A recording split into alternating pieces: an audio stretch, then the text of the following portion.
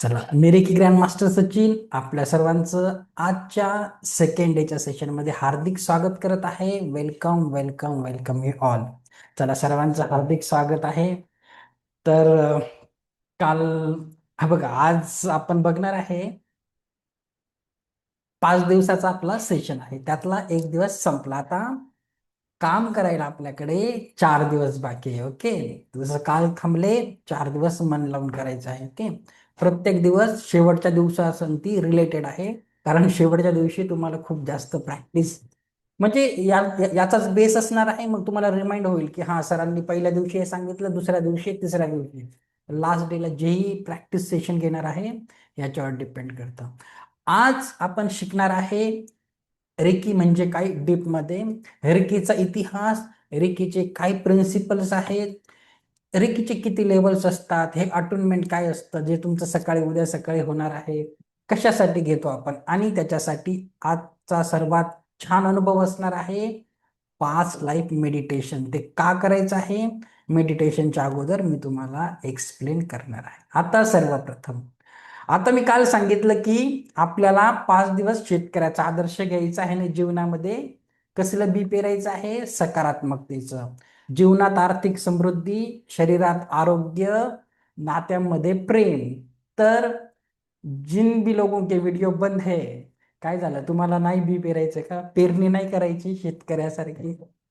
करा, video on करा. मला समजतंय बघा. आता दीपा मॅम करत जातो. ओके, छान दिसतात, एनर्जी आहे. Very nice Ravindra sir, very good. चलो, बघा, जितकं मन लावून करणार, कसं असतं, मल्टीटास्किंग केलं ना आपण, मागे काहीतरी काम करत असतो आणि मग कामाचं मिस होऊन जातं. ओके, एक दिवस रेकॉर्डिंग डिलीट होऊन जातील, नोट्स डिलीट होऊन जातील, पण तुमचं सबकॉन्शियस माइंड सगळं छान ग्रहण करतं. व्हिडिओ ऑन करून बसा. ओके, आता सेकंड थिंग. आता काल पहिला दिवस होता, इंट्रोडक्शन वगैरे खूप असतं, थोडंसं टेन्शन असतं. आज काही नाही, रिलॅक्स आहे, आपण आरामशीर करायचं. आता मला फक्त सांगा, तुम्ही फक्त कुठून आहे, म्हणजे मला एक आयडिया येईल. तुमच्या फक्त सिटीचं, शहराचं नाव टाईप करा चॅट बॉक्समध्ये, मग आपल्याला एक आयडिया येईल की ओव्हरऑल सगळेजण कुठून आहेत. तसं शिकवायला बरं पडतं. ओके, सांगा बरं कुठून आहे तुम्ही. नावाने तर अजून काही लोक जॉईन नाही झाले आहे. चला, पुणे, रत्नागिरीवरून आहेत ma'am, Minal ma'am Mumbai, Ravindra sir Mumbai, okay, बोईस सर, ओके, संभाजीनगरचे, ओके, पुणे, नाशिकचं पण आहे कोणी, Dhanashri, okay, okay, Dhanashri ma'am आहेत, दहीवडे बँगलोर, सीमा मॅम पण नाशिकच्या आहेत, okay, Pune, very nice, Lakshmi ma'am Worli, okay, Navi Mumbai, Pune, Junnar, Pune, nice. चलो, बस एवढेच लोक आहेत. चला, ग्रुप इथे तर खूप जण दिसत आहे मला. ओके, चालेल, कोल्हापूर, व्हेरी नाईस, ठाणे, चलो, थँक्यू सो मच. चला बघा, आता सगळीकडून आहेत, महाराष्ट्राच्या कानाकोपऱ्यातून आहे. तर कुठेतरी मी बी पेरला असेल मनात की मला सगळ्यांना शिकवायचं आहे. आता एक संगते शिकवायला कसं शिकवायचं, तर युनिवर्स अरेंज करून देतं. झूम आहे, फेसबुक आहे, इंस्टाग्राम आहे, सगळं ऑटोमॅटिक होतं. तर फक्त आपली इच्छा पाहिजे, मार्ग बरोबर युनिवर्स तयार करून देतं. ओके, एवढे करायचं. आता काही लोक आज फर्स्ट टाइम आले असतील, 5 मिनिटाचा रिकॅप करू फक्त. काल काय काय झालं आणि नंतर आपण ऍक्च्युअल शिकवायला घेऊ. ओके, चला, मी सांगेल माझं नाशिकमध्ये कुठे वगैरे सगळं सांगेल. ओके, नाशिकमध्येच ऑफिस आहे माझं, मी कोण काय आपण बोलू. अगर खूप टाइम असतो आपल्याकडे 5 दिवसात, तसा जास्त नसतो, सिलेबस जास्त आहे आपला. ऍक्च्युअल रेकी लेवल 1 शिकायला 10 दिवस तरी पाहिजे, पण काय होतं, लोक निघून जातात 5व्या दिवसानंतर, मला अनुभव आहे. तर 5 दिवस खूप टाईट सिलेबस ठेवतो मी, काहीच टाइमपास करायला चान्स नसतो. ओके, चला, तर आपण थोडस कालची हिस्ट्री बघूया. चलो, व्हेरी नाईस, मुंबईवरून आहे मॅडम, ओके, चला, ठीक आहे. एक फक्त 5 मिनिटात बघू काल काल काय झालं, कारण काल जे लोक नव्हते आले त्यांनी प्लीज रेकॉर्डिंग बघून घ्यायची आहे, कारण मी सगळं एक्सप्लेन नाही करणार, एवढा वेळ नसतो. तर बघा, रेकी कुणी शिकायची आहे, ज्यांना लाईफमध्ये चिंता, भीती, जे स्वतःला विसरले आहे, दुसऱ्यांसाठी जगतात. म्हणजे कुठले इश्यूज, फायनान्शियल इश्यूज असतील तुमचे, पैशाचे, नात्यांचे, आरोग्याचे कुठले इश्यू असतील, रेकी खूप छान. आणि इवन बघा, ग्रुपमध्ये कोणी असे लोक असतील ज्यांनी ऑलरेडी रेकी कुठेतरी शिकली आहे, तरीही हे 5 दिवस करा. ओके, खूप छान रिव्हिजन होती. काही लोक 10 वर्षांपूर्वी शिकलेले असतात, 20 वर्षांपूर्वी. तर शिका, थोडंसं रिव्हिजन होईल. ओके, तुमचं पण स्वागत आहे. तर रेकी आपली चिंता, भीती, आत्मविश्वास, शांततेत बदलवते. थकवा, बेचैनी, ऊर्जा आणि उत्साह आणि इम्युनिटी पॉवरही वाढते आणि तणावग्रस्त मन एका शांत मनाकडे जातं. तर सिलेबस सांगितला होता, आता तुम्ही रोज असणार आहे तर कळून जाणार आहे. ओके, स्वतःला दुसरा चान्स द्यायचा आहे आणि जबाबदारीत नेहमी स्वतःला टॉप प्रायोरिटीवर ठेवायचं आहे. कारण तुम्ही स्वस्त मस्त जबरदस्त असले तर घरच्यांना त्याचा लाभ होणार आहे. सबकॉन्शियस माइंड बघितलं होतं आपण, कसं आपलं सबकॉन्शियस माइंड इतर लोक प्रोग्राम करतात, आपलं आपल्यावर कंट्रोल नसतं. तर आपलं माइंड आपण प्रोग्राम करायचंय. ओके, जेही जीवनात पाहिजे त्याचं बी पेरायचंय. हे मंत्र दिला होता, तर नंतरून रेकॉर्डिंग बघून घ्या. Just shut up, thank you, I don't need you. खूप छान काम करतो. ओके, लाईटली नका घेऊ. हो पण प्रेयरचं एवढं नव्हतं सांगितलं. ओके, सबकॉन्शियस माइंड प्रोग्राम करायला ॲफर्मेशन्स आणि व्हिज्युअलायझेशन. तर एक आपण प्रयोग बघितला होता. आणि हो, ॲफर्मेशन का महत्वाचे आहे याच्यासाठी आपण एक डॉक्टर मसारोबेटोचा प्रयोग बघितला. आणि 1 मिनिट हा. हा, पीडीएफ मी दिलं होतं. ज्यांनाही पीडीएफ नाही भेटला आहे, प्लीज व्हॉट्सअपवर त्या ग्रुपवर ऍडमिनचा नंबर असेल, तो माझाच नंबर आहे, मेसेज करा, सर मला पीडीएफ नाही भेटलं. किंवा तुम्ही ग्रुपला जॉईन नसेल झाला, लेट झाले असेल, तर तुम्हाला नाही भेटणार, तर मला मेसेज करा. याची प्रिंटआउट काढायची म्हणजे काढायची आहे. ओके, खूप सुंदर आहे. मग ॲफर्मेशन्स असतात, तुम्ही छोटे छोटे स्टिकी नोट्स घेऊ शकतात. असं जे हवं ते लिहायचं आणि कुठेही चिटकवायचंय. ओके. चला, एवढं सगळं झालं होतं. तुम्ही रेकॉर्डिंग मध्ये छान केलं, तुम्हाला एवढं सांगू शकत नाही. आता चला, आता आपण रेकीवर येऊया. हा, रेकी काय आहे सिलेबसला सुरुवात करूया, कारण आज तुमचं मेडिटेशन घ्यायचं आहे, जास्त वेळ जातो. तर लक्षात घ्या, रेकी म्हणजे काय. तर लक्षात घ्या, रेकी हा जपानी शब्द आहे. सिंपल आहे. रेकीच्या जॅपनीज लँग्वेजमध्ये रेचं मिनिंग होतं सर्वव्यापी, म्हणजे युनिव्हर्सल. आणि की म्हणजे जीवनी शक्ती, युनिव्हर्सल लाईफ फोर्स. म्हणजे ती हिलिंग एनर्जी आहे, सर्वत्र आहे. जसं ऑक्सिजन सगळीकडे उपलब्ध आहे, गरीब श्रीमंत सगळ्यांना भेटतो, हिंदू मुस्लिम सगळ्यांना भेटतो, तसंच रेकी युनिव्हर्सल हिलिंग एनर्जी ही सगळ्यांनाच भेटते. रेकी काय नाही आहे, रेकीचा कुठलाही धर्म, पंथ, कुठलाही तंत्र मंत्र बरोबर काहीही संबंध नाही.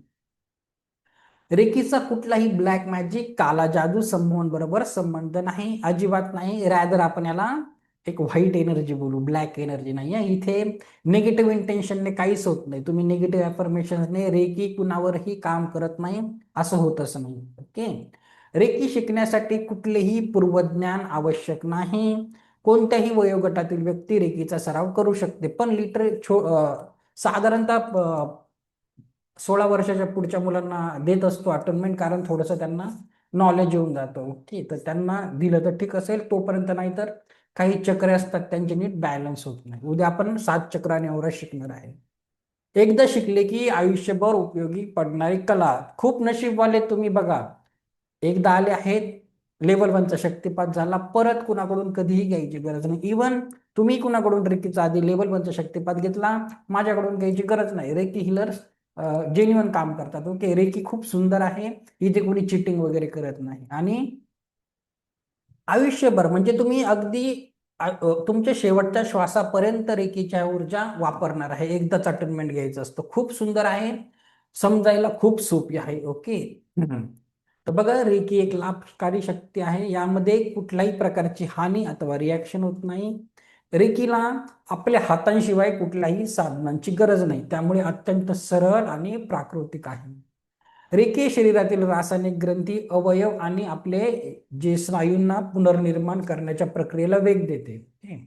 आणि रेकी प्रत्येक व्यक्तीवर वैयक्तिक पातळीवर प्रभाव टाकते आणि उपचार घेणाऱ्या व्यक्तीच्या गरजेनुसार आपल्या हातातून वाहते. म्हणजे पुढे जाऊन ना तुम्ही खूप सरप्राईज होणार. कुणाला एखाद्याला रेकी द्यायला गेले ना, तर तुम्हाला माहिती नाही आता याला किती वेळ रेकी देऊ, याचा उपचार झाला की नाही. पण खूप छान तुम्ही साधना केली, रेकीमध्ये खूप एक्सपर्ट झाले, तुमच्या हातातून असं एनर्जीचा फ्लो व्हायला एखाद्याला हिलिंग देताना. आणि जेव्हा त्याला हिलिंगची गरज संपेल, ते रेकीला ऑटोमॅटिक कळतं, तुमच्या हातातला फ्लो थांबून जाईल. ओके, खूप सुंदर आहे. तुम्हाला खूप छान अनुभव येतील पुढे जाऊन. तुमच्या हातातून अशा गरम गरम वाफा निघतील, तुम्ही कोणाला एनर्जी देऊ शकणार. खूप सुंदर आहे. ओके. आणि इझी आहे खूप. तर संशोधनानुसार रेकी तणाव कमी करते आणि शरीराच्या नर्वस सिस्टीमला सक्रिय करते आणि आपल्या संपूर्ण ओराला खूप छान बॅलन्स करते. आयुष्यभर उपयोगी पडेल हा. आता बघा थोडस इतिहास बघूया आपण, आणि काही क्वेश्चन आन्सर असेल हँड रेज करा आपण, पण ह्या संबंधित करा, नाहीतर काय होतं. ओके. चला, अजून कुणाला दिसत नाही का पीपीटी? पीपीटी दिसते का सर्वांना? बाकीच्यांना दिसत होती का? आता मॅडमला नसेल दिसत, मग ओके ठीक आहे. आता आपण थोडस इतिहास बघूया. ओके. आता थोडस आपण इतिहास बोरिंग असतं, पण 5-10 मिनिट ऐकून घ्या. Okay, 5-1 minute. इतिहास काही लोकांना आवडत नाही, पण आपण जे शिकणार आहे कदाचित तुम्ही पुढे रेकीमध्ये करिअर पण करू शकता, तर थोडस इन्फॉर्मेशन खूप महत्वाची आहे. ओके. तर बघून घ्या. आता आपण जे शिकत आहे त्याला बोलतात उसूई रेकी. उसूई रेकी का? कारण हे जे आहेत डॉक्टर मिकाऊ उसूई यांनी रेकीला रिइन्व्हेंट केलं. ओके, हे रेकीचे जनक आहेत. तर आता आपण एक एक करून बघणार आहे. त्याच्यानंतर चिजिरो हयाशीकडे गेली, तिथून हावेओ टाकाटा यांच्याकडे गेली, पण आपण एक एक करून रेकीचा इतिहास बघणार आहे. ओके. तर बघा, मी तुम्हाला यांच्याबद्दल थोडस एक्सप्लेन करतो. मी काय करणार आहे ना, शेवटच्या दिवशी तुम्हाला ना मी एक छान नोट देणार, एक 30 पानाचं पीडीएफ आहे. 1 मिनिट थांबा, मी तुम्हाला एक्सप्लेन करतो. अजून काय देणार आहे? हा, तुम्हाला ना मी शेवटच्या दिवशी खूप डॉक्युमेंट देणार आहे, नोट्स खूप देणार आहे. त्याच्यात एक 30 पानांचं पीडीएफ आहे, खूप सुंदर आहे. ज्यांनाही कुणाला मराठी समजत नाही, हिंदीमध्ये आहे, खूप छान आहे, त्याच्यात खूप डिटेलमध्ये दिलं आहे. ओके. तरी आपण बघूया, छोटासा इतिहास सांगतो, एक पॅराग्राफ फक्त वाचून सांगतो, एक आयडिया येईल. ओके. बघा, 1800 सदी के मध्य में जापान के, ओ गॉड, स्क्रीनवर नका लिहू, कोण आहे? दुसऱ्यांना डिस्टर्ब होतं, असं नका करू. ओके. चला, तर स्क्रीनवर नका लिहू. ओके. चला, 1800 सदी के मध्य में जापान के शहर सद्य में जापान के शहर में डॉक्टर मकाउसी का जन्म हुआ। बचपन से ही डॉक्टर मकाउसी आध्यात्मिक प्रवृत्ति के थे, इसी कारण आगे चलकर वे एक आध्यात्मिक शिक्षक के रूप में जापान के कोटो शहर में क्रिश्चियन कॉलेज में प्रिंसिपल के पद पर रहकर बाइबल पढ़ाया करते थे. मग काय झालं बघा, शिवाजी जाधव सर, नका लिहू स्क्रीनवर. तर एक दिन क्लास में बाइबल में ईसा मसीह द्वारा हाथों से स्पर्श द्वारा, मधले कसं होतं की त्यांचे स्टुडंट होते, तर त्यांनी त्यांना विचारलं की सर, की बघा जुन्या काळामध्ये जीसस क्राइस्ट होते, कुणाला असं हात ठेवून उपचार करत होते, किंवा इतरही काही साधक होते, नुसतं जीसस क्राइस्ट नाही तर प्राचीन भारतामध्ये देखील अशी विद्या होती. बरेचसे लोक मॉंक्स वगैरे वापरायचे. तर ते बोलले की ह्या जमान्यामध्ये शक्य आहे का, ह्या युगामध्ये असं काही शक्य आहे का? तर ते खूप स्पिरिच्युअल होते आणि त्यांच्या मनाला ती गोष्ट खूप लागली. तर बघा, तर त्यांनी उत्तर दिलं, हो नक्की होऊ शकतं, पण बघा, इस प्रश्न से सहमत होकर डॉक्टर उसी ने अगले ही दिन प्रिंसिपल के पद से इस्तीफा दे दिया, क्योंकि उनके पास इसका कोई जवाब नहीं था. इस प्रश्न से विचलित होकर डॉक्टर उसी खोज के लिए एक अनजान यात्रा पर निकल गए. इस स्पर्श चिकित्सा को खोजना ही उनके जीवन का ध्येय बन गया. मग त्यांनी काय केलं, ते बऱ्याचशा देशामध्ये गेले. जसं ते सुरुवातीला त्यांनी जपानमध्ये सगळे धर्मग्रंथ वाचले, त्यांना उत्तर भेटलं नाही. नंतर ते चायनाला गेले, चायनालाही त्यांना काही भेटलं नाही धर्मग्रंथामध्ये. मग ते अ, शेवटी ते भारतामध्ये आले. लक्षात घ्या, भारतामध्ये आले, त्यांनी संस्कृत भाषा शिकली, सर्व धर्मग्रंथाचा अभ्यास केला, आणि त्यांना थोडंसं उत्तर यांचं ऋग्वेदामध्ये, अथर्ववेदामध्ये काहीशी माहिती भेटली, पण पूर्ण नाही भेटली. मग ते कुठे गेले? परत ते नेपाळमध्ये गेले. ओके, तिब्बतमध्ये गेले, तिबेटमध्ये गेले, आणि तिथे त्यांना काही बुद्धिस्ट स्क्रिप्चर्स मध्ये थोडंसं याची इन्फॉर्मेशन भेटली, म्हणजे त्यांना कळालं, पण पूर्ण उत्तर भेटलं नाही. आणि मग शेवटी काय केलं, ते शेवटी परत जपानला आले, त्यांच्या टीचरला भेटले आणि बोलले मला याचं उत्तर भेटत नाही. आणि मग त्यांचे टीचर काय बोलले की हे बघ, जेही महापुरुष होते आधीचे, त्यांनी त्यांचे प्रश्न उत्तर स्वतःहून मिळवले. भगवान बुद्धांना खूप प्रश्न उत्तर पडायचे, जीसस क्राइस्ट असतील, महावीर असतील, तसंच सांगितलं तू पण जा ध्यानाला बस, तुझे उत्तर तू शोध. आणि मग त्यांनी काय केलं, शेवटी जपानमध्ये त्यांनी ठरवलं की आता मी तसाच ध्यानाला बसेल, जोपर्यंत मला उत्तर भेटत नाही मी तिथून उठणार नाही. ओके. मग त्यांनी काय केलं, अखेर 21 दिवस माउंट कुरामा पर्वतावर, जपानमध्ये खूप पवित्र ठिकाण आहे. जपानमध्ये जर तुम्ही गेले, आय होप तुम्ही कधी टूरला जाणार. ओके.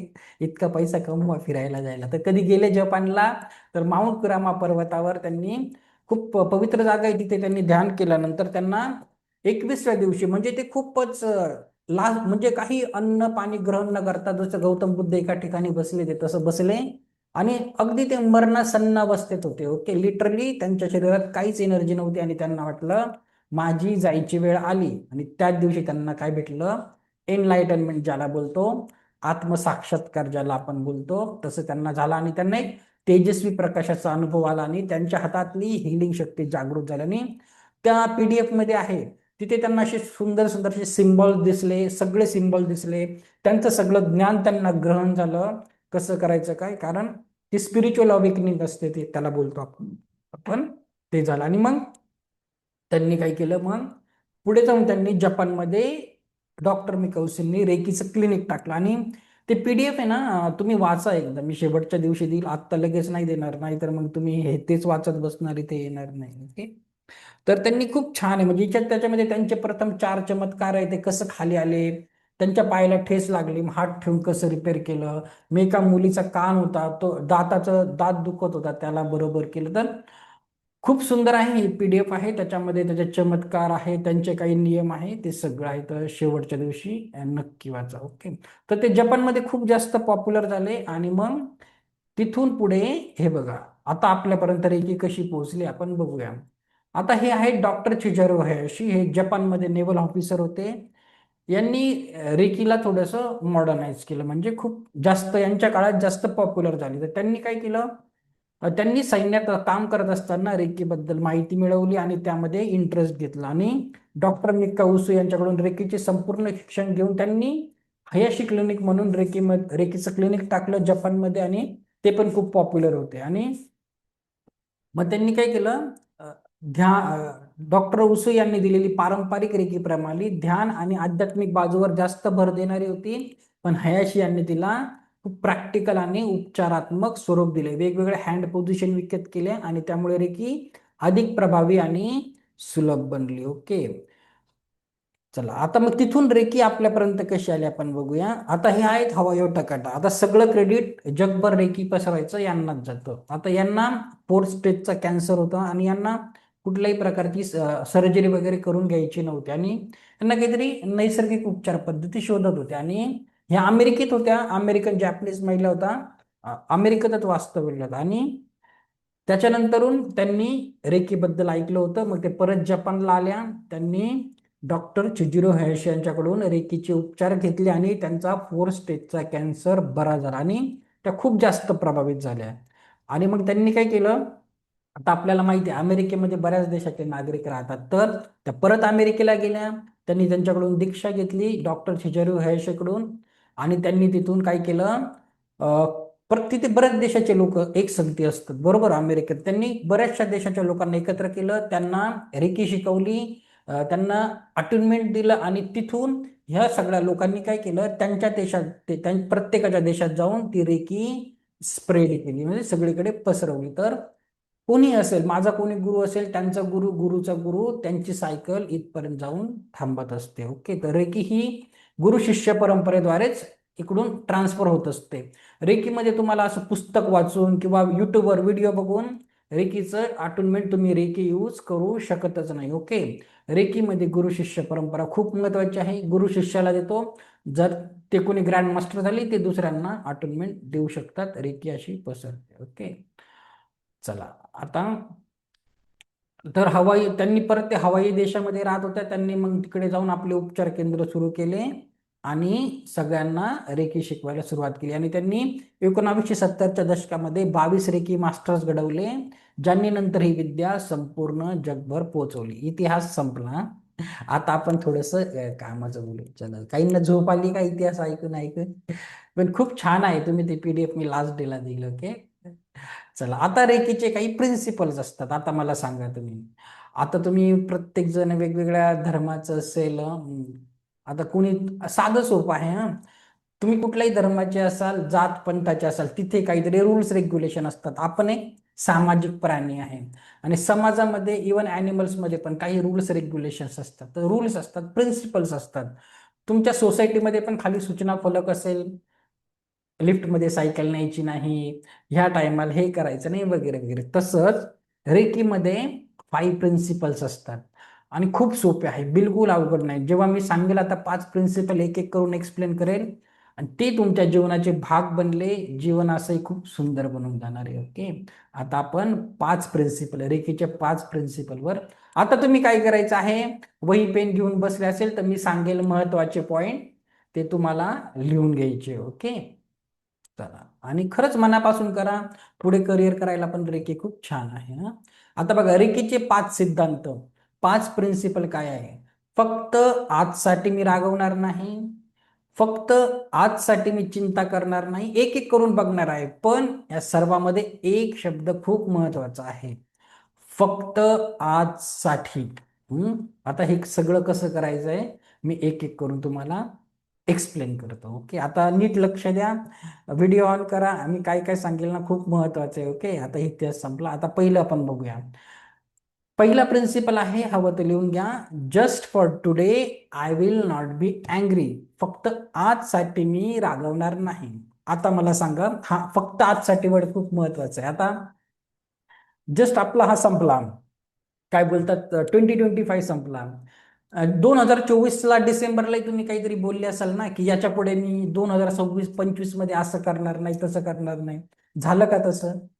आपण कमिटमेंट केली की उद्यापासून मी खोटं बोलणार नाही, उद्यापासून मी सकाळी 5लाच उठेल. होतं का? असं नाही होत. पण जेव्हा तुम्ही बोलतात की फक्त आजसाठी, आणि तर ते पॉसिबल आहे की नाही, कुठली गोष्ट सांगा, आपण एकदाच कमिटमेंट केली ती कधीच पूर्ण होत नाही. पण जेव्हा आपण असं बोलतो की जस्ट फॉर टुडे किंवा एखाद्या तासासाठी, तर अशा गोष्टी म्हणजे ते फॉलो करण्याचे चान्सेस खूप वाढून जातात. ओके, आता आपण पहिला प्रिन्सिपल बघणार आहे, राग.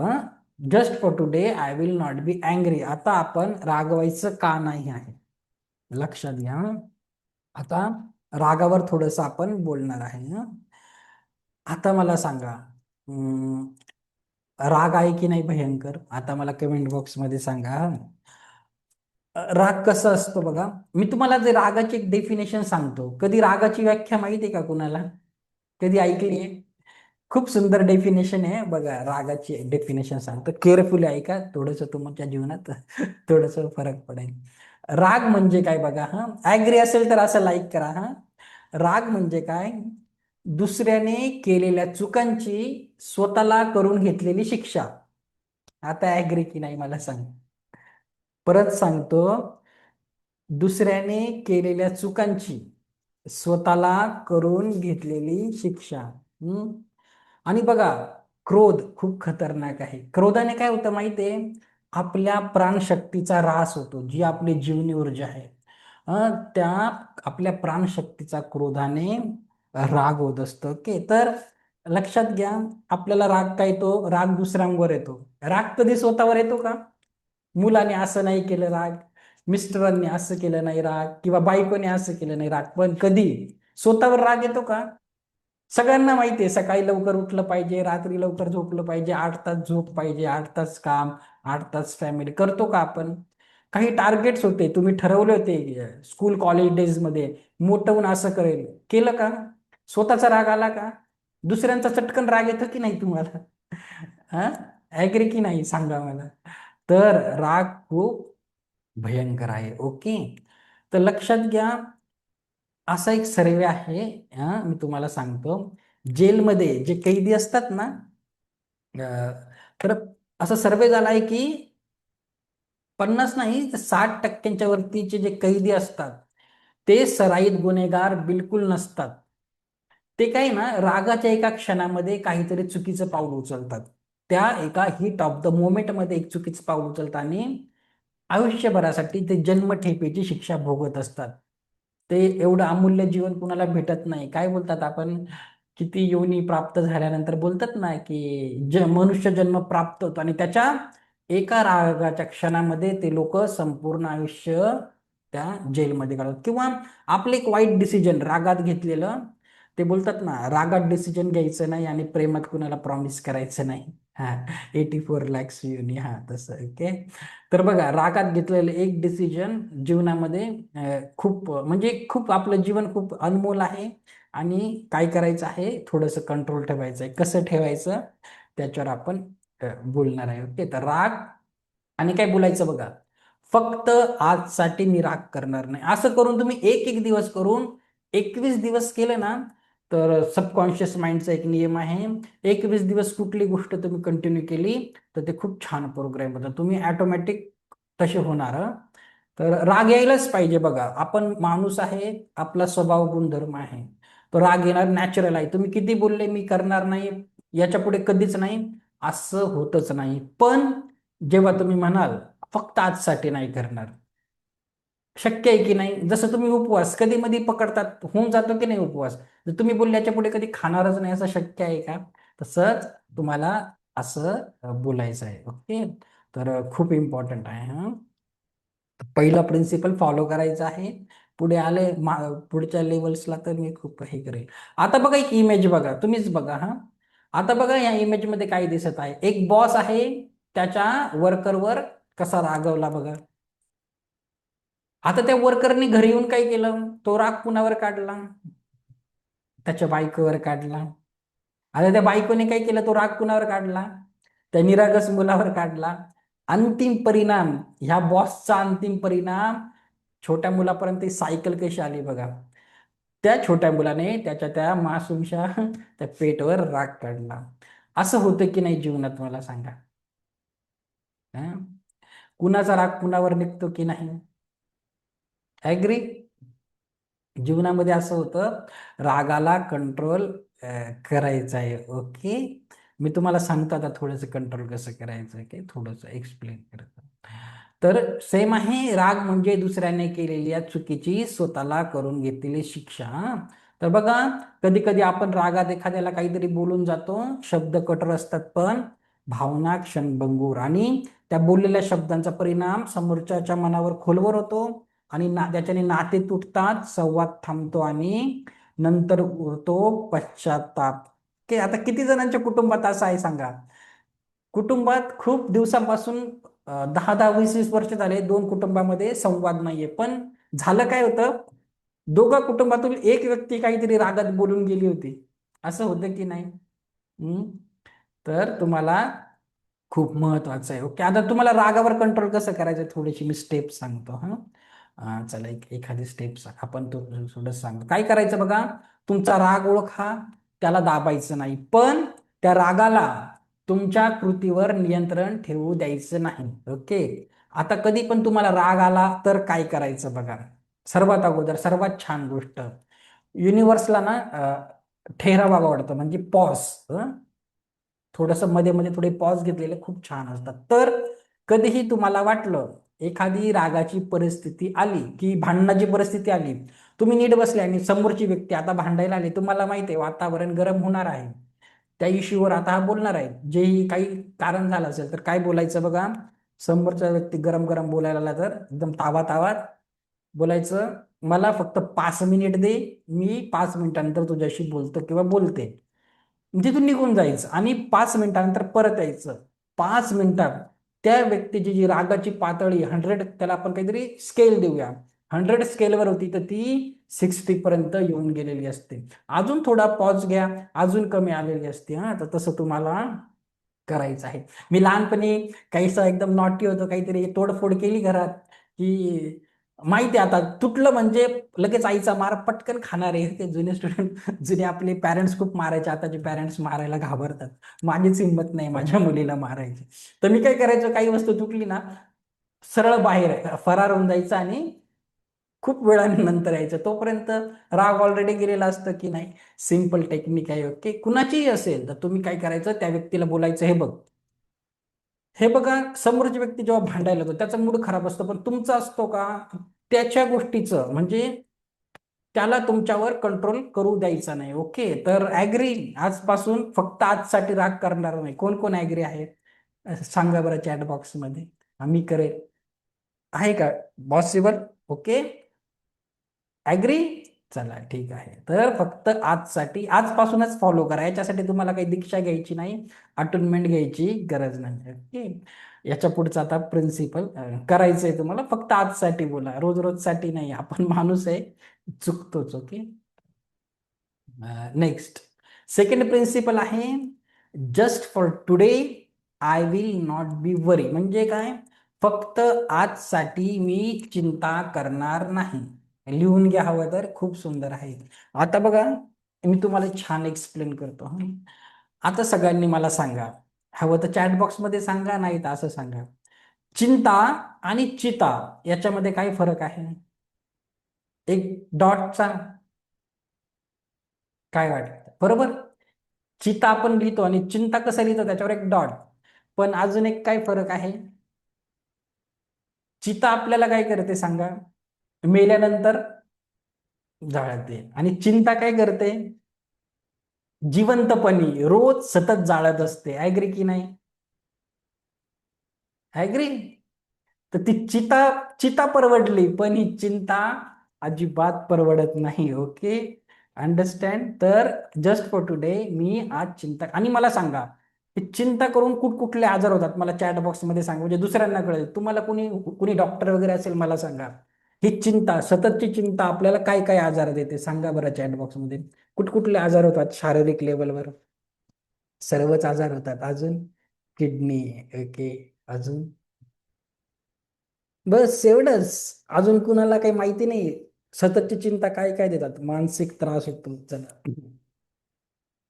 अजून डिप्रेशन मध्ये जातं, बीपी, व्हेरी व्हेरी नाईस, अनिद्रा, heart attack, of course heart attack, माणूस दाबून ठेवतो सगळे. ओके, सर्वात महत्वाचं लक्षात घ्या, कॅन्सर सारखा आजार, तुम्ही कॅन्सरचा कुठलाही पेशंट बघा, त्याच्या जीवनामध्ये किती दुःख असतं, बरोबर?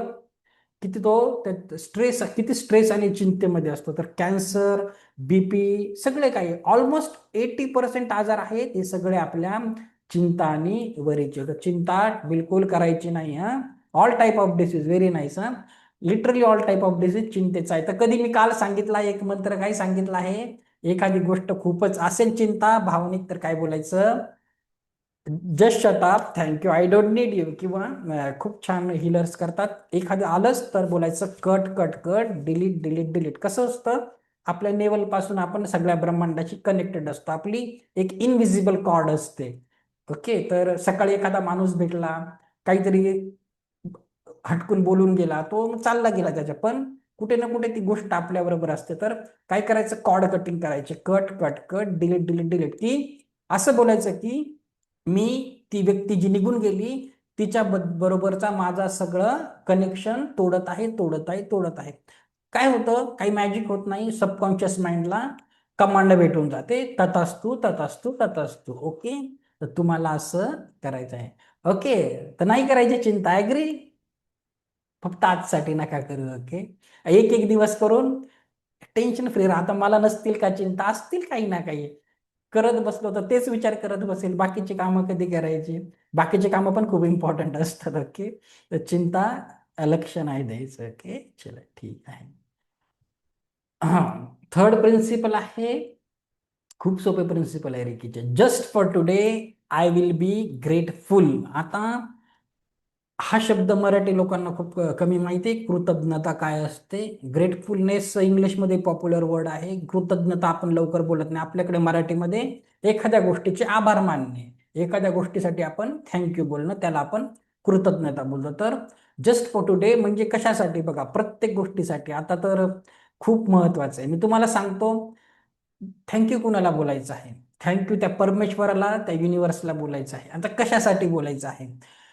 हजारो रिझन भेटतील तुम्हाला त्याला थँक्यू बोलायचे. आणि जेव्हा तुम्ही त्याला थँक्यू बोलतात, जसं लॉ ऑफ कर्म आहे, तुम्ही वाईट केलं ते तसंच तुमच्याबरोबर घडतं. पण जेव्हा तुम्ही युनिव्हर्सला ग्रॅटिट्यूड देतात, थँक्यू बोलतात, युनिव्हर्स तुम्हाला कैक पटीने रिटर्न करत असतो. तर कशासाठी बोलायचं? साधं एक्झाम्पल देतो.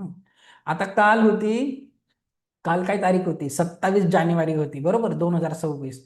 आता मला सांगा, काल किती लोक ही पृथ्वी सोडून गेले? किती लोकांनी टाटा बाय बाय केला, देवाघरी किती लोक गेले असतील.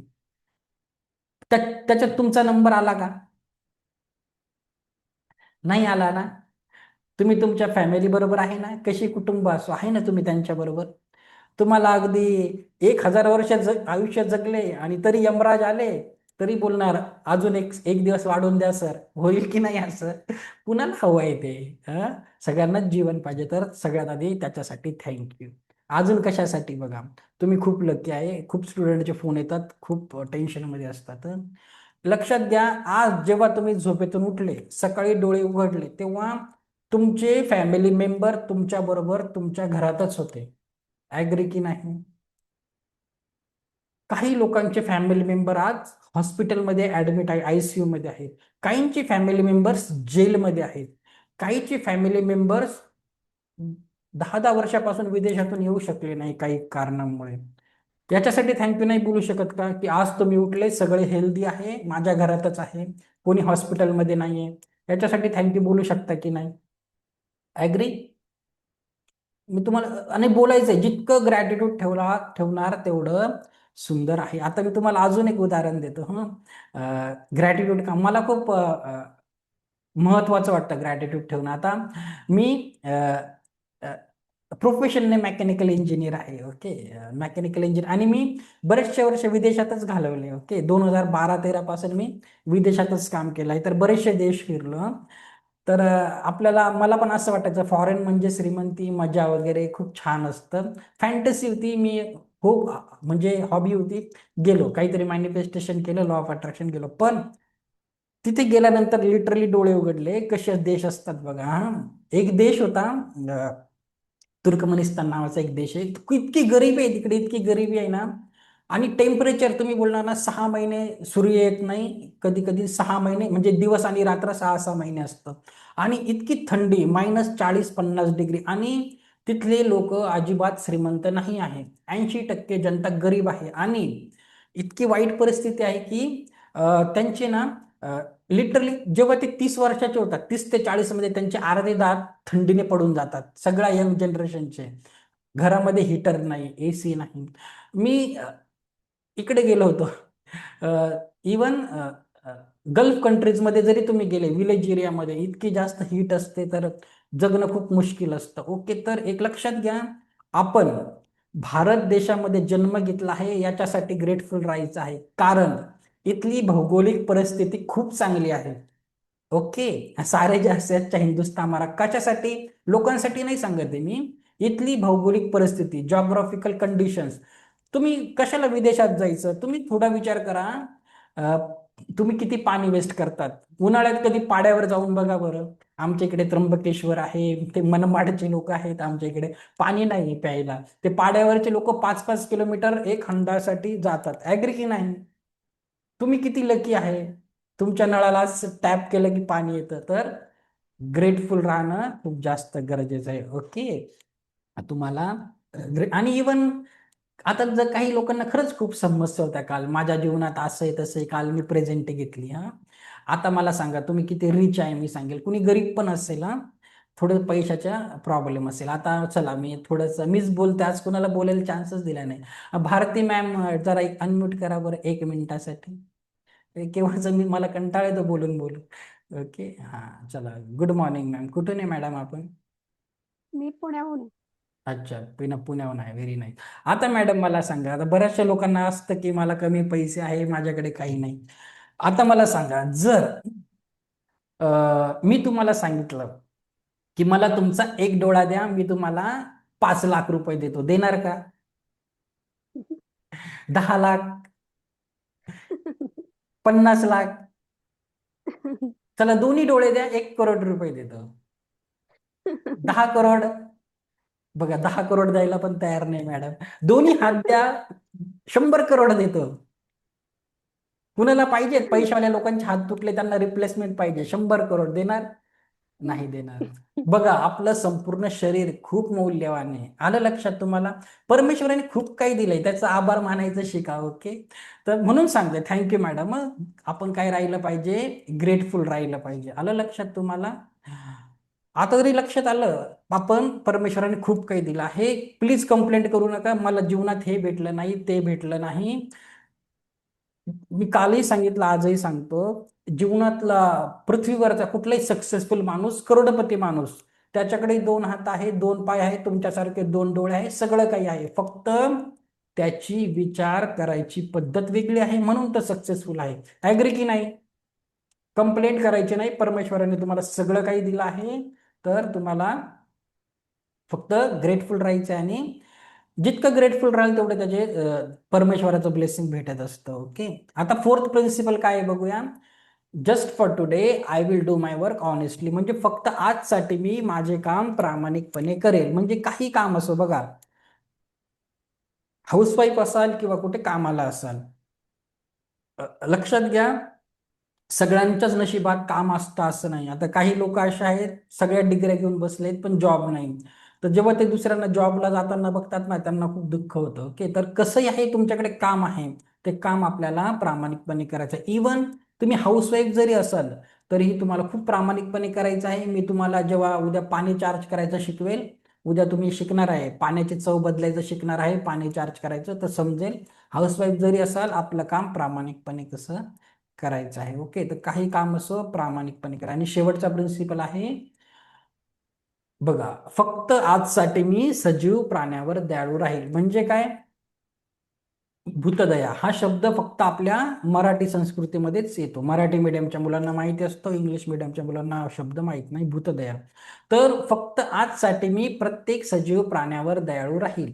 आता असं नका करू, सरांनी आज शिकवलं तर आज एखाद्या दुकानाजवळ कुत्रा दिसला त्याला पार्लेजीचा एक बिस्किट पुडा चारेल, असं नका करू. ओके, फक्त तेवढीच प्राणी मात्रावर तेवढीच दया नसते.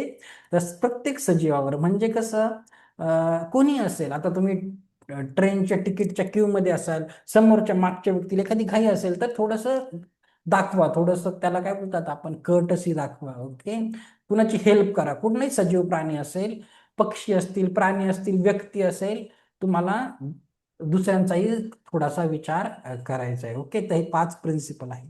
ओके, तर 5 प्रिन्सिपल काही अवघड वाटले का? कसे वाटले? फॉलो करणार? किती सोपे आहेत रेकीमध्ये. रेकी खूप सोपी आहे, मी पुढे सांगेल. अटोनमेंट खूप सुंदर आहे. रेकीला कॉल करणं शिकवणार आहे उद्या, अटोनमेंट नंतर रेकीला कॉल कसा करायचा सगळं उद्या शिकवणार आहे. ओके, तर खूप सुंदर आहे. जितकं जीवनात फॉलो करणार तेवढे सुंदर रिझल्ट येणार आहे. म्हणून बोललो, गुरु मानून टाका, शनिवार नंतर तुमची मर्जी. ओके, फक्त छान फॉलो करायचं. उद्या तुम्हाला मी शिकवेल रेकीला कॉल कसा करायचा, पाण्याची चव कशी बदलायची, वगैरे वगैरे, कल देखेंगे. ओके, थोडस डिटेलमध्ये बघूया. आता बघा, रेकीमध्ये काय असतात, रेकीच्या लेवल काल कोणीतरी चॅट बॉक्समध्ये केला, काय लेवल असतात काय, तर थोडंसं डिटेलमध्ये बघून घ्या. सध्या जे तुम्ही शिकत आहे ते आहे रेकी लेवल 1. याला एंट्री प्रवेशस्तरीय बोलतात. एंट्री बेस प्रशिक्षण आहे, जिथे तुम्ही रेकीचा इतिहास शिकतात, स्वतःला रेकी कशी द्यायची हे शिकतात, इतरांना रेकी कशी द्यायची हे शिकवलं जाईल तुम्हाला. आणि तुम्ही आयुष्यभरासाठी तुम्हाला रेकीची अटोनमेंट लेवल 1 ची करून दिले जाते. आणि या स्तरात तुम्हाला स्वतःचे उपचार आणि इतरांचे उपचार कसे करायचे शिकवले जाते. आणि उद्याच्या अटोनमेंट नंतर तुमची ऊर्जा सक्रियता 10% होऊन जाईल. म्हणजे रेकीच्या 100% एनर्जीने नाही, तर लेवल 1 ला 10% तुमच्या एनर्जी ऍक्टिव्हेट होतात, तर उद्याच्या शक्तिपातानंतर होऊन जाईल. रेकी लेवल 2 काय असतं बघा. आता रेकी लेवल 1 मध्ये तुम्हाला कुठलाही सिम्बॉल अट्यून करून दिला जात नाही. रेकी लेवल 2 मध्ये तुमच्या हातावर सिम्बॉल टाकले जातात, तुम्ही सिम्बॉल ड्रॉ करू शकतात, कुणालाही सिम्बॉलने कुणाचे उपचार करू शकतात. याच्यामध्ये सर्वात महत्वाचं आहे डिस्टन्स सिलिंग. रेकी लेवल 2 मध्ये तुम्हाला 3 सिम्बॉल अट्यून करून दिले जातात, चोकुरे, सेहेकी, डायकेम्यू.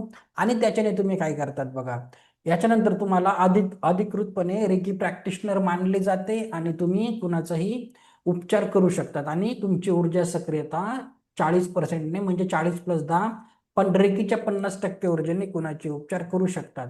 सेकंड लेवल मध्ये सर्वात महत्वाचं काय आहे, आता बघा, रेकी लेवल मध्ये व्यक्ती तुमच्या समोर पाहिजे. घरातील, सध्या स्वतःवर करा, तुमच्या मुलांवर करा, तर छोटे मुले असतील, मोठे व्यक्ती असेल तरी करू शकतात तुम्ही शेवटच्या दिवसापर्यंत.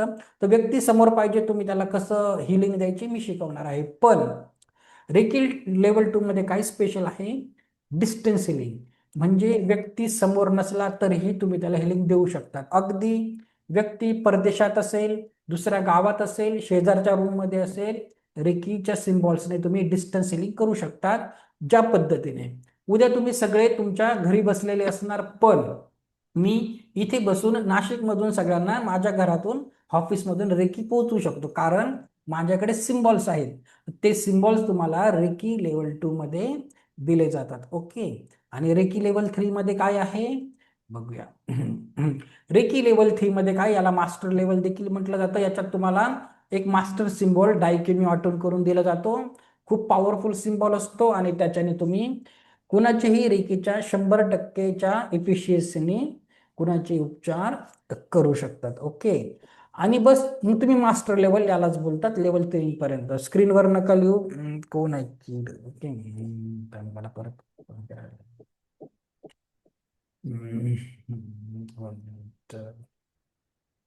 आणि हे बघा, मग 3च लेवल असतात.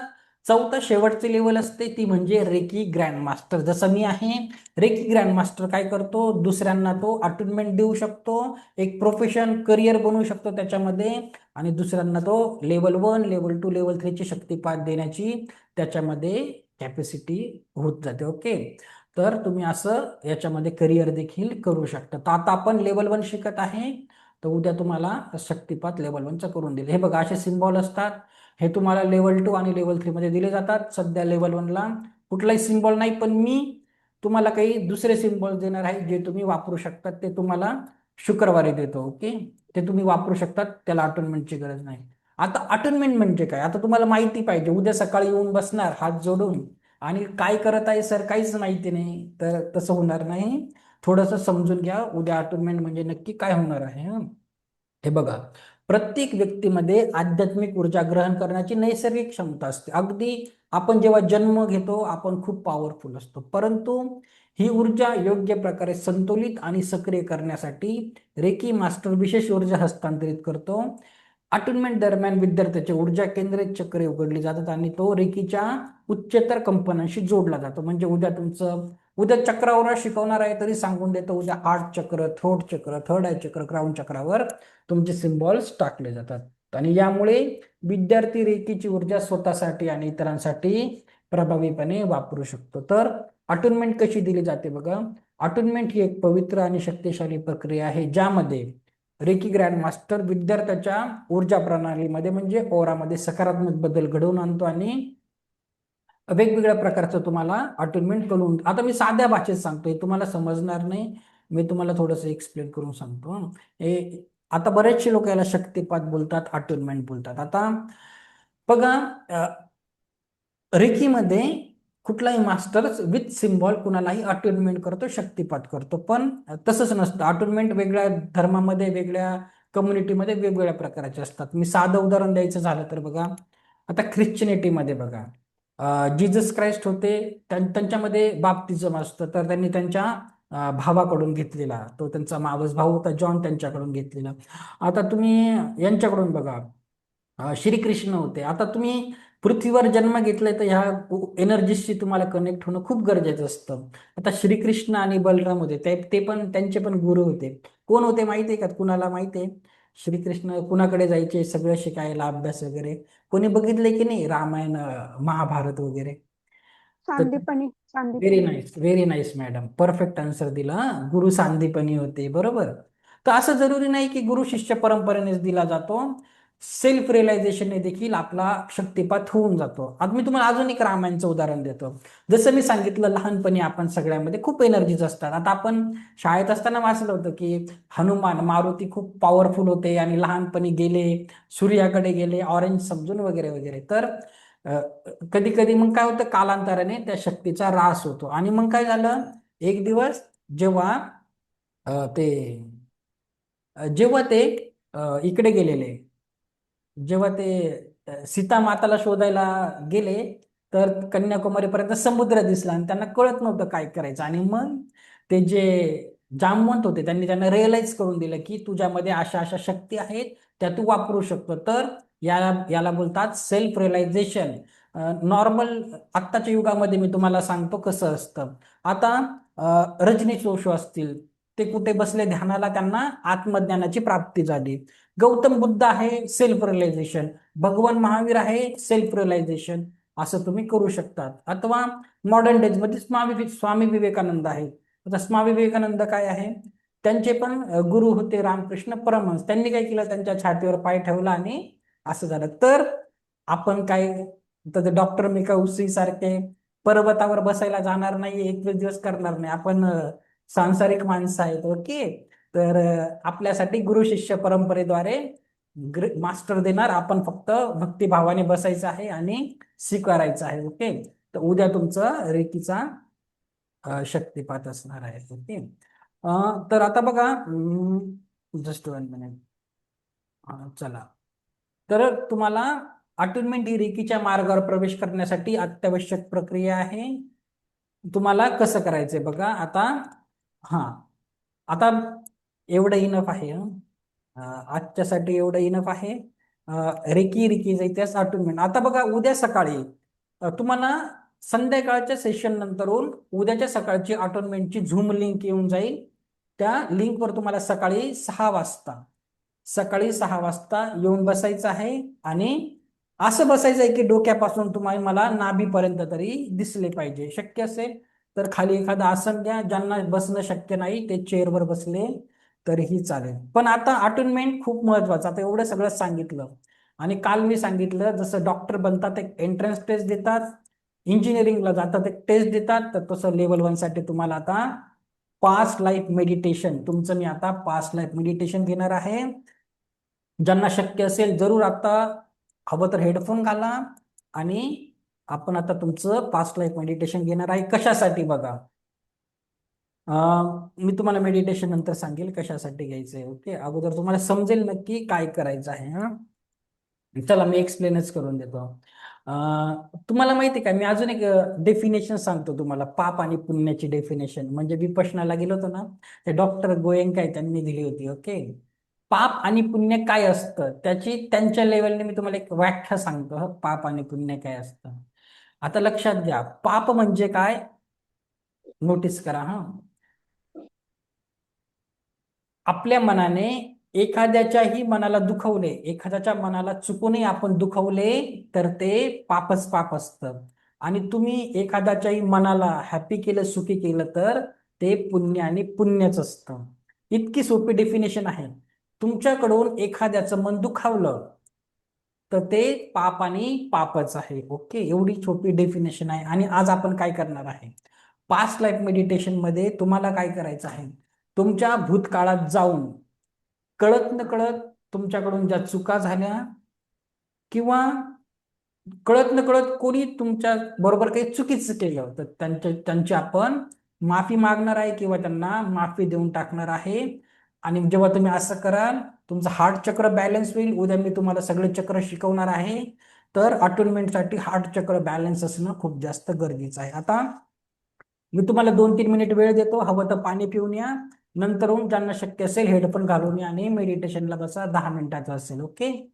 चल, खूप छान अनुभव येईल. आणि माझा व्हिडिओ बंद असेल ना, तुमचा व्हिडिओ सगळ्यांचा ऑन पाहिजे, त्याची एक अट आहे. कारण मी इथून तुम्हाला रेकीची हिलिंग देत असतो मेडिटेशन चालू असताना, त्याच्यासाठी व्हिडिओ ऑन असणं खूप गरजेचं आहे. ओके. चला, चला पाणी वगैरे पिऊन या. 5 मिनिटं देतो, मला पण एक कॉल करायचा आहे, मग आपण स्टार्ट करू. ओके.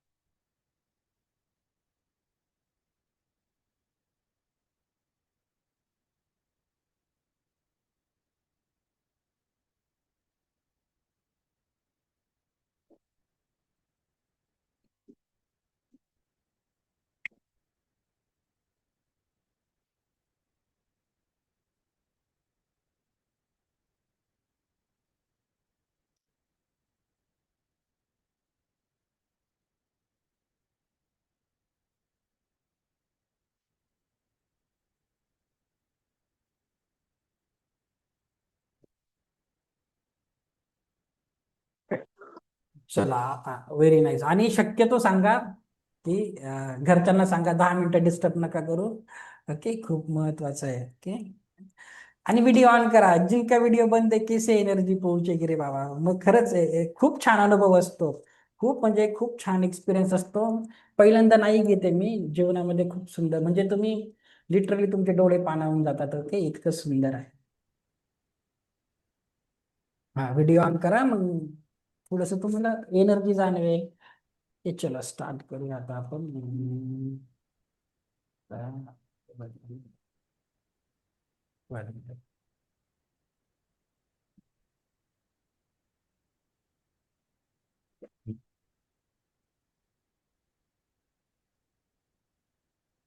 चला, माझा व्हिडिओ बंद असेल, तुमचा ऑन पाहिजे. हा, चला. जरा छान पोझिशन घ्या. ओके, 1 मिनिट थांबा. हा. हम्म,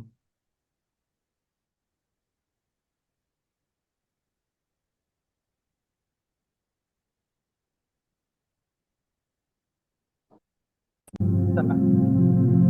आवाज येतोय सर्वांना म्युझिकचा? डोळे हलके बंद. पाठीचा कणा ताठ.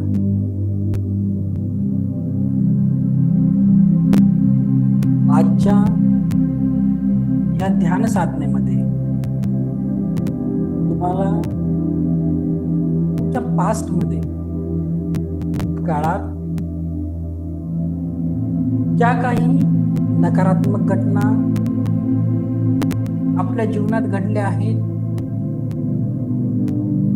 त्या नकारात्मक घटनांसाठी जे काही लोक जबाबदार आहेत, त्या घटनांना जबाबदार असलेल्या प्रत्येक व्यक्तीला माफ करायचे आहे. कारण we all are connected to the universe.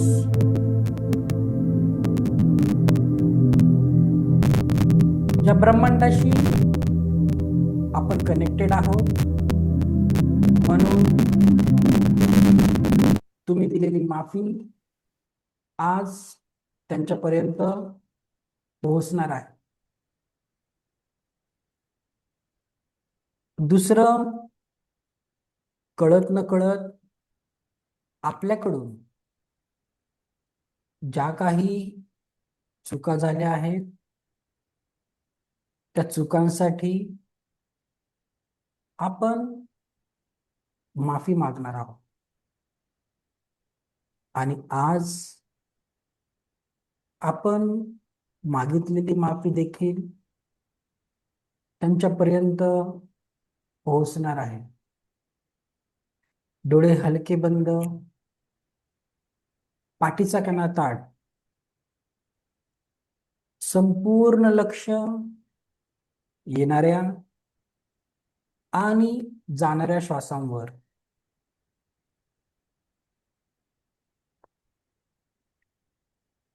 येणारा प्रत्येक श्वास आपल्याला परमसुख, समाधान, आरोग्य, ऐश्वर्य आणि दीर्घायुष्य प्रदान करत आहे.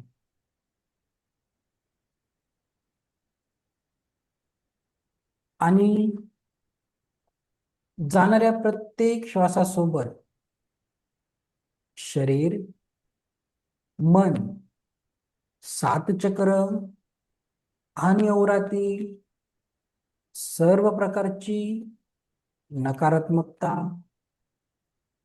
कायमस्वरूपी बाहेर पडत आहे. आजच्या या साधनेमध्ये आपण अगदी आजपासून आपल्या जन्माच्या क्षणापर्यंत ज्याही सफरिंग आपण सहन केले आहे, ज्याही निगेटिव्हिटी सहन केल्या आहेत, त्या सर्व निगेटिव्हिटींना आपण कायमस्वरूपी डिलीट करणार आहोत. आणि मनाच्या गाभाऱ्यात जीवनातील प्रत्येक आनंद, पॉझिटिव्हिटी यालाच स्टोअर करणार आहे. चला एका सुंदर प्रवासाला जाऊया.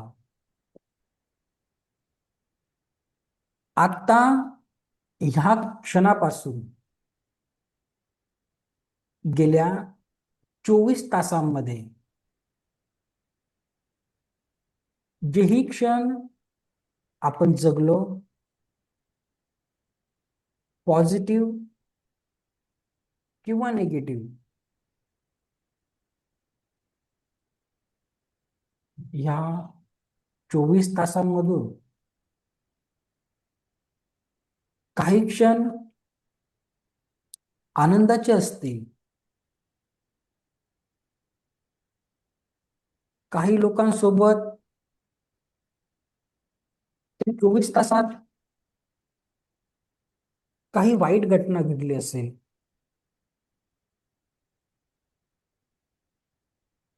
एखादा दुःखाचा क्षणही आला असेल, त्या सगळ्या नकारात्मक घटनांना जबाबदार असलेल्या प्रत्येक व्यक्तीला माफ करा. गेल्या 24 तासात शब्दाने, कृतीने जर कुणी तुम्हाला दुखावले असेल, शब्दाने, कृतीने जर कोणी तुम्हाला दुखावले असेल, तर त्या व्यक्तीला मनोमन माफ करून टाका. आणि जर तुम्ही शब्दांनी, कृतीने कुणाला दुखावलं असेल, तर त्याची मनोमन माफी मागा. आणि गेल्या 24 तासात ज्याही चांगल्या घटना तुमच्या सोबत घडल्या, त्या चांगल्या घडलेल्या प्रत्येक गोष्टीला मनाच्या गाभाऱ्यात कुलूप बंद करा. आयुष्य खूप सुंदर आहे. आणि आज आपण जेवढ्या सहजतेने लोकांना माफ करणार किंवा त्यांची माफी मागणार, तरच जीवनाचा अत्यंत आनंदाचा अनुभव आपण घेऊ शकणार आहे. आता गेल्या 1 महिन्यामध्ये एका श्वासामध्ये किती क्षण असतात?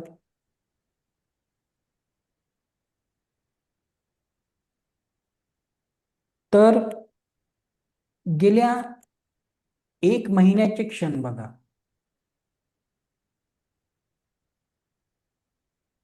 काही क्षण चांगले आहेत, काही वाईट आहेत. एखाद्याने तुम्हाला खूप दुखावलं असेल,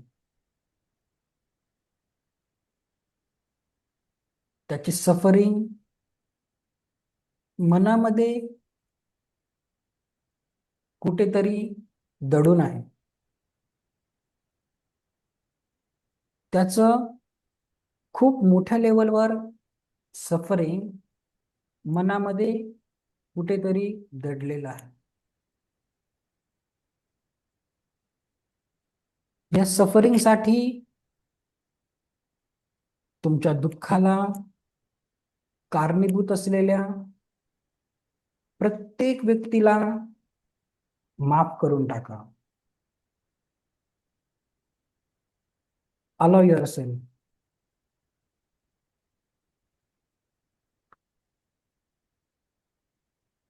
कठीण आहे माफ करणे, कारण ते शब्द खूप कटू असतील, अगदी मनाला खूप रुतले असतील. But allow yourself. माफ करा त्या व्यक्तीला. आणि गेल्या 1 महिन्यात जर तुमच्यामुळे एखाद्या व्यक्तीच्या डोळ्यात अश्रू आले असतील, एखाद्याला दुखावलं असेल, तर मनोमन त्याची माफी मागा. आपण सर्व ह्या ब्रह्मांडाशी कनेक्टेड आहे,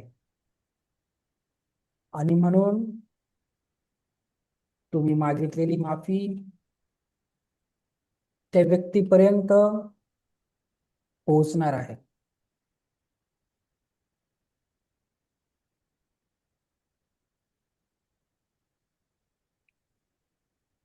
आता गेल्या 1 वर्षाचा काळ आठवा. 1 वर्ष 365 दिवस खूप मोठा काळ आहे. एका दिवसाला 24 तास असतात.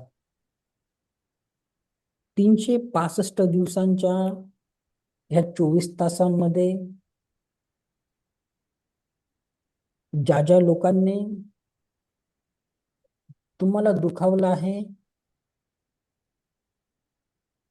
त्या सर्व लोकांना माफ करून टाका. माफ करताना तुम्हाला त्रास होईल, वेदना वाटतील. नाही करू शकत मी या व्यक्तीला माफ, कारण खूप त्रास दिला आहे या व्यक्तीने. पण तो व्यक्ती तुमच्या अंतर्मनात राहूनही त्रासच देतो आहे. तुम्ही आज जर त्या व्यक्तीला त्याने दिलेल्या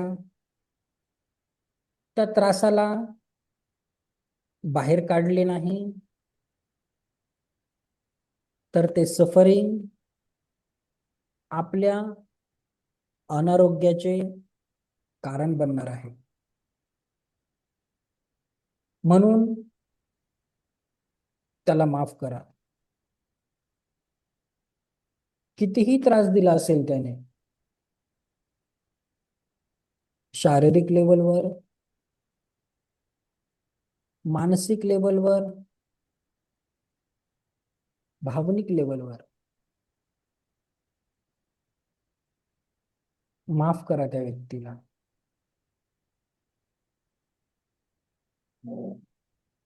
आणि कळत न कळत गेल्या 1 वर्षामध्ये आपण कुणाला दुखावलं असेल किंवा या 1 वर्षामध्ये कोणी एक जवळचा व्यक्ती आपल्यापासून खूप लांब गेला असेल तर त्याची माफी मागा.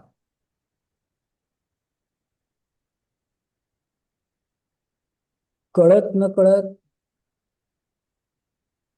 जर एखाद्या व्यक्तीसाठी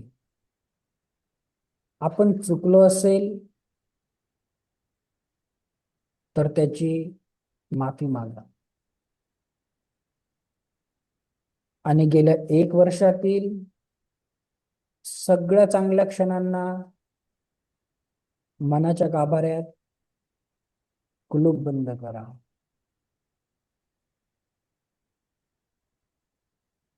आता आपण 1 वर्षानंतर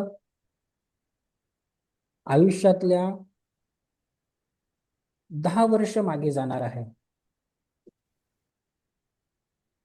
10 वर्ष खूप मोठा काळ आहे.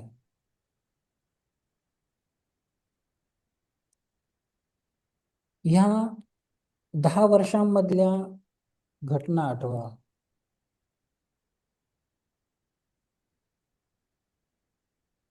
या 10 वर्षात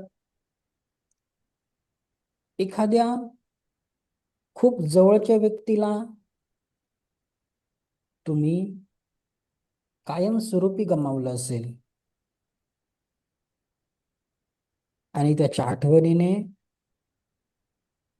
आजही खूप व्याकुळ होत असाल. आणि त्याच्यामुळे तुमच्या जीवनामध्ये विविध दुःखांच्या छटा असतील. आजही त्या आठवणींमुळे त्या व्यक्तीच्या कमतरतेमुळे आजही तुम्ही दुःखी होत असाल. आज त्या दुःखातून बाहेर पडण्यासाठी त्या व्यक्तीच्या सगळ्या चांगल्या आठवणींना मनाच्या गाभाऱ्यात कुलूप बंद करा आणि सगळ्या दुःखांना मनातून आज मोकळे करा.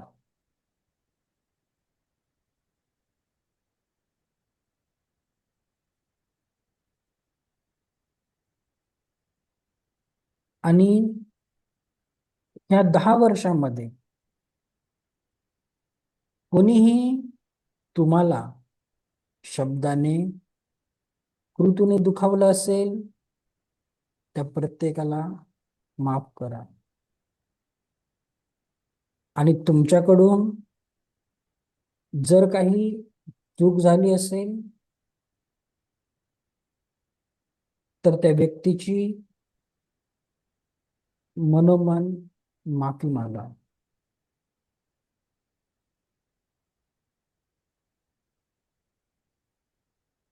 अलाव करा. स्वतःला परवानगी द्या त्या दुःखातून बाहेर पडण्याची. आणि 10 वर्षातील सगळ्या आनंदाच्या क्षणांना मनाच्या गाभाऱ्यात कुलूप बंद करा.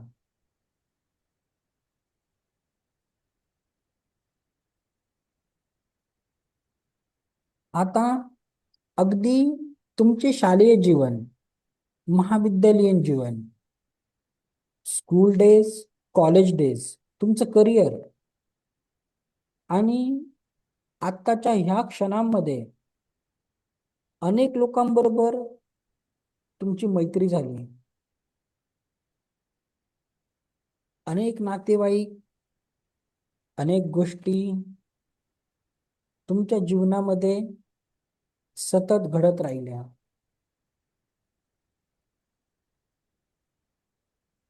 जीवन म्हणजे एकानंतर एक येणाऱ्या घटनांचा क्रम होता. या घटनांच्या क्रमामध्ये जेव्हा जेव्हा तुम्ही दुःखी झाला, त्या दुःखाला जबाबदार प्रत्येक व्यक्तीला माफ करून टाका. जेही सफरिंग आहे, शारीरिक लेवलवर, मानसिक लेवलवर, भावनिक लेवलवर, त्या सफरिंगला जबाबदार असलेल्या प्रत्येक व्यक्तीला माफ करा, माफी देऊन टाका.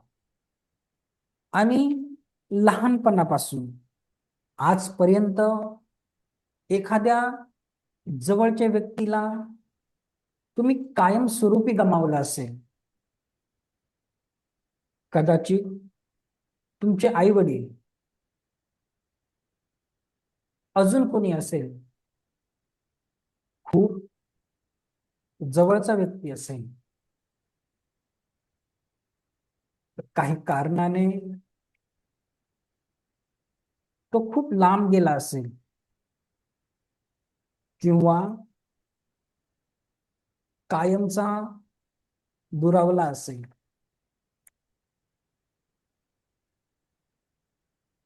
आज त्या व्यक्तीला जस्ट मनापासून थँक्यू म्हणा.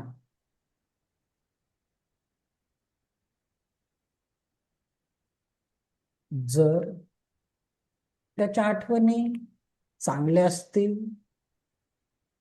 तर थँक्यू म्हणा, आणि दुःख दिले असेल तर सॉरी म्हणा. आणि आपल्या मनाच्या गाभाऱ्यात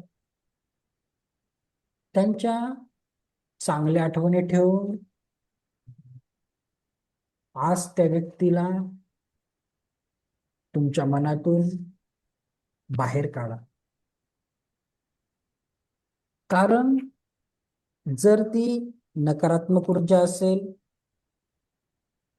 तुम्ही मनात नकारात्मकता ठेवाल, तर पुढच्या भविष्यात आपण आनंदाचे क्षण घेऊ शकणार नाही.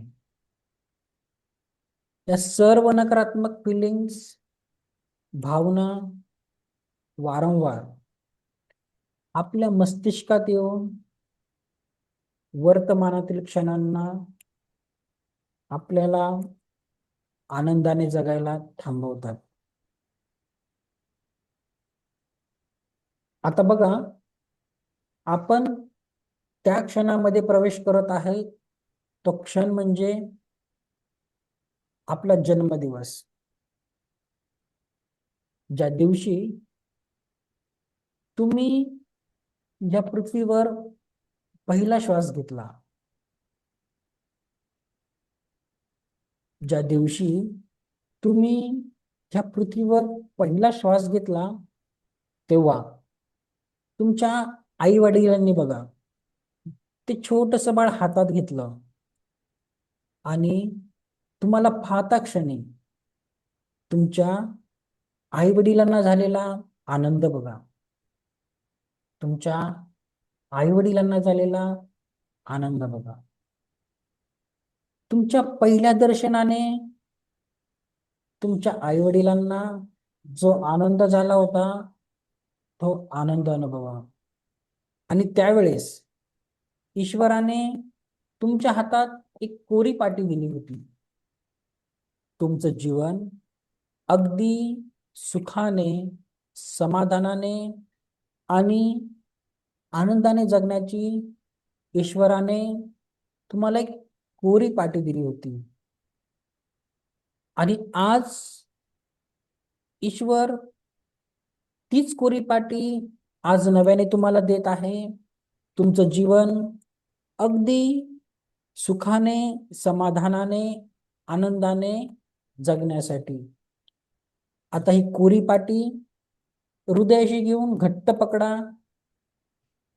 कारण त्यावर तुम्ही आता तुमच्या नव्या जीवनाचे स्वप्न लिहिणार आहे, नवीन पॉझिटिव्हिटी लिहिणार आहे, आणि चेहऱ्यावर एक सुंदर स्माइल बघा. कारण स्माइल तुम्हाला तुमच्या जीवनामध्ये नवा आनंद देणार आहे, नवीन सुख देणार आहे. जणू हाच तुमचा जन्म झाला आहे. परमसुखी, समाधानी, आरोग्य संपन्न, ऐश्वर्य संपन्न जीवन, हे जीवन जगण्यासाठी ईश्वराने ही कोरी पाटी आज तुम्हाला परत दिली आहे, तुम्हाला नवं जीवन दिले आहे. Smile, smile, smile. चेहऱ्यावर एक आतून प्रकटणारे स्माइल, आणि या स्माइल ऊर्जेने तुम्ही इथून पुढे ज्याच्याही औरात प्रवेश कराल, जी व्यक्ती तुमच्या आजूबाजूला असेल, त्याच्या चेहऱ्यावर तुमच्या उपस्थिती मात्रेने एक सुंदर स्माइल क्रिएट होणार आहे, एक दिव्य स्माइल क्रिएट होणार आहे. जणू आज ही स्माइलची ऊर्जा तुम्ही ग्रहण करत आहे चेहऱ्यावर. सुंदर स्माइल. जसं आपल्या जीवनात सगळ्यात महत्वाचा आपला वाढदिवस, आपला जन्मदिवस, कारण त्याच दिवशी आपण या पृथ्वी तलाचा भाग बनलो. तर इथून पुढे आपल्या जीवनात प्रत्येक दिवस आपल्याला आपला बर्थडे सेलिब्रेट करायचा आहे. प्रत्येक दिवस बर्थडे सेलिब्रेट करायचा आहे. Keep smiling, keep smiling, keep smiling. हेच तुम्ही आहात. प्रत्येक क्षण स्वस्त, मस्त आणि जबरदस्त. आजपासून तुम्ही जिथेही जाल तिथे फक्त आनंद आहे, सुख आहे, समाधान आहे, आरोग्य आहे. Yes, you are the best, you are the best, you are the best. या ईश्वरानंतर स्वयं तुम्ही क्रिएटर आहात. स्वयं क्रिएटर तुम्हीच आहात. तुम्हीच आहात तुमच्या जीवनाचे शिल्पकार.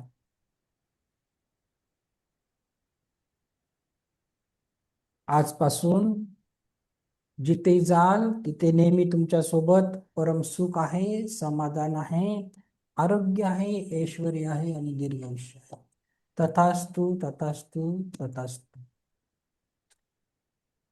जेव्हा कधी रेडी असाल, हातवार डोळे उघडायचे आहे, दोन्ही हात रब करून घ्यायचे आहे, आणि ऊर्जा संपूर्ण चेहऱ्यावर ग्रहण करायची. Thank you, thank you, thank you, thank you so much. चला, तर आलं लक्षात काय सांगितलं मी? पाप आणि पुण्याची वाट्या माफ करून द्या. ओके, जेही झालं रिलेटेड बी जीवनाचा एक भाग होता, पण इथून पुढे आपल्याला आपलं जीवन नव्याने घडवायचं. ओके, चलो. तर कसं वाटलं कुणाला? काही एक्सपिरियन्स? ओके, काही बोलायचं असेल तर हँड रेज करा. Okay, otherwise it's. तर त्याच गोष्टी नाही ठेवायच्या मनामध्ये. आयुष्य खूप सुंदर आहे. ओके, माफ करून टाका आणि पुढे चला. कोण 10 वर्षापूर्वी एखादी व्यक्ती बोलली, मी तेच घेऊन कॅरी फॉरवर्ड करायचं. जीवनामध्ये या गोष्टी आपल्याला मागे खेचतात, नवीन पॉझिटिव्हिटी येऊ देत नाही. ओके, छान, खूप छान. ओके, तर व्हेरी नाईस. आय होप तुम्ही इथून पुढे असं खरंच समजा, तुम्ही समजलं तसं होईल. आयुष्या परमेश्वराने एक कोरी पाटी तुम्हाला दिली आहे, आणि त्याच्यावर तुम्ही नवीन जन्माचं स्वप्न लिहिणार आहे. ओके, चला. उद्या संध्याकाळच्या सेशन नंतर मी उद्या सकाळची लिंक पाठवेल. फक्त 10 मिनिटासाठी यायचं आहे. तुम्हाला फक्त हात जोडून बसायचं आहे, कारण कुठलं सिम्बॉल तर देणार नाही. पुढच्या लेवलला सिम्बॉल्स असतात हातावर. फक्त डोक्यापासून नाभीपर्यंत. आणि दुसरं, नावाने जॉईन करा. ओके, तर मला समजत नाही, नावाने जॉईन करणं खूप गरजेचं आहे. पुढे तुम्ही ग्रँड मास्टर झाल्यावर तुम्हाला कळेल. आपल्या नावाने जॉईन करा. ओप्पो, विवो, स्मार्टफोन, ऍपल असं त्यांना काय करू. ओके, आणि करा. नाही तर काय होतं, तुम्हाला विश्वास नसतो, अटोनमेंटला येत नाही, आणि दुसऱ्यांनी उद्या पाण्याची चव उद्या चेक करायला सांगेल, रेकीला कॉल कसा करायचा उद्या सगळं शिकवेल. 7 चक्र आणि ओरा पण उद्याच घेणार आहे. मग तुम्हाला वाटेल अरे उगीच मिस केलं, आणि मग मला शनिवारपर्यंत त्रास देतात, सर माझं राहिलं उद्या नक्की. चलो ठीक आहे, आज केले येत नाही. चला मेसेज वाचून घेतो, कोणाला काही एक्सपिरियन्स आहे का. चला थँक्यू थँक्यू. चलो थँक्यू सो मच. ओके, ह्या वेळेसची थोडेसे शाई वाटते, जास्त बोलत नाहीत स्क्रीनवर. चला थँक्यू सो मच. आपण उद्या भेटूया. ओके, सर्वांनी मला ऐकून घेतलं, सर्वांचे खूप खूप आभार. उद्या सकाळी 6 वाजता भेटणार आहे, पण क्लास रेग्युलर आहे. 10 वाजता परत भेटायचं आहे. ओके, चला थँक्यू थँक्यू थँक्यू थँक्यू.